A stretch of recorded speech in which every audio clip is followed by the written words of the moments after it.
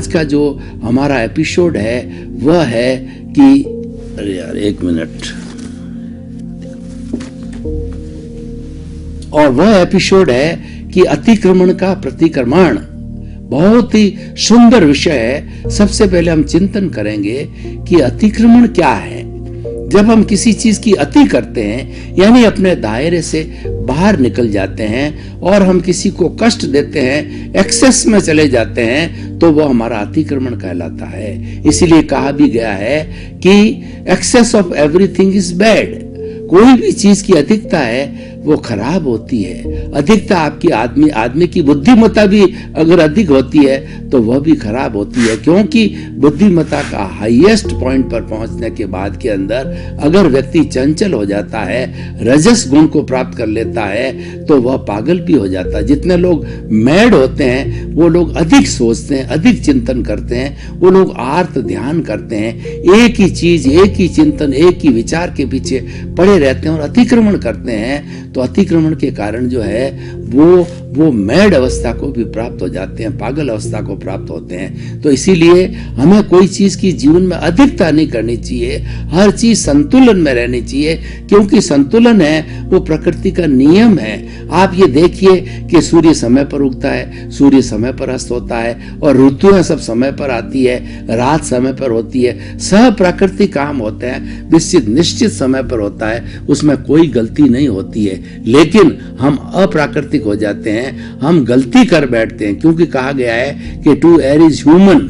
इंसान है वो गलती का पुतला है, वो गलती कर बैठता है, तो गलती के कारण जो है उसके अतिक्रमण हो जाता है। लेकिन वह जो है, क्योंकि ये उसकी मानवीय भूल है, उस भूल को वो कर बैठता है, लेकिन उसका करेक्शन भी है, उसका सुधार भी है।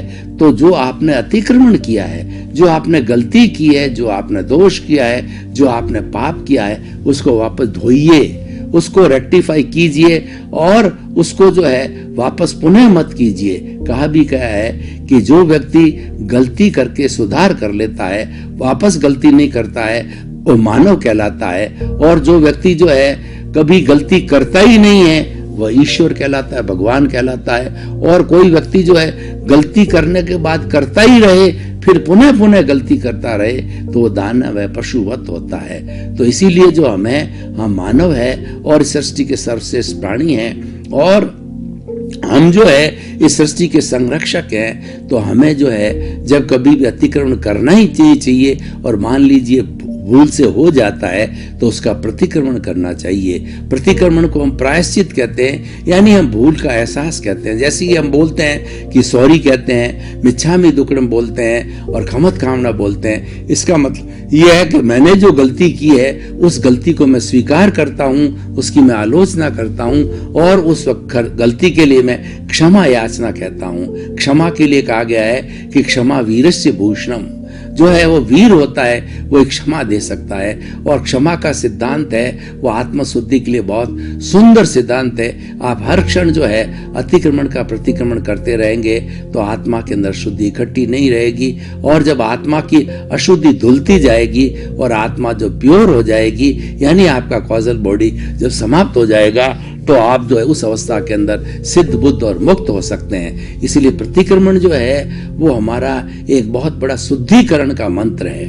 अब जो है इस प्रतिक्रमण से जुड़ी हुई 4 बातें हम आपके सामने विवेचना कर रहे हैं। पहला तो है सामायिक, दूसरा आलोचना, तीसरा प्रतिक्रमण, और चौथा है प्रत्याख्यान।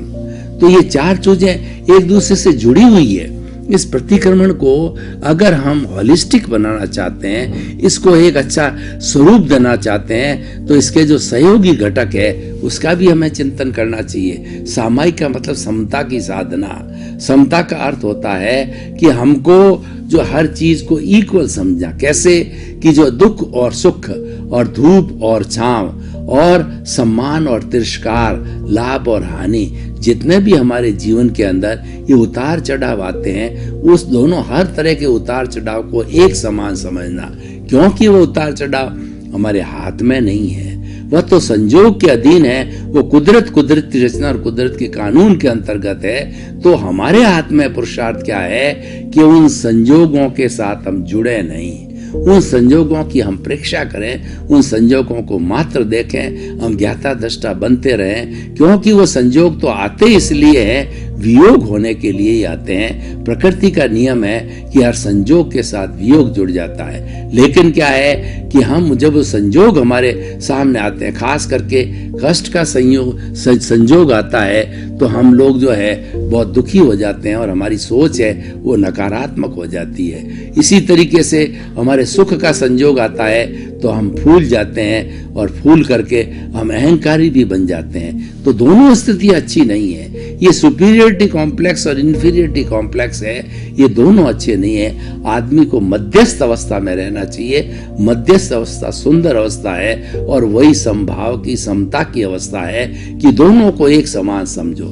दोनों पलड़ों को जब आप एक समान समझेंगे तो आप संतुलित हो जाएंगे, और संतुलित होने के बाद के अंदर आपको सुख दुख की अनुभूति नहीं होगी, और आपके भीतर जो शाश्वत सुख का जो झरना बह रहा है आप उससे जुड़ जाएंगे, उससे परिचित हो जाएंगे, और हमेशा वो शाश्वत सुख का झरना जो कि मोक्ष का रूप कहलाता है वह आपको प्राप्त हो जाएगा।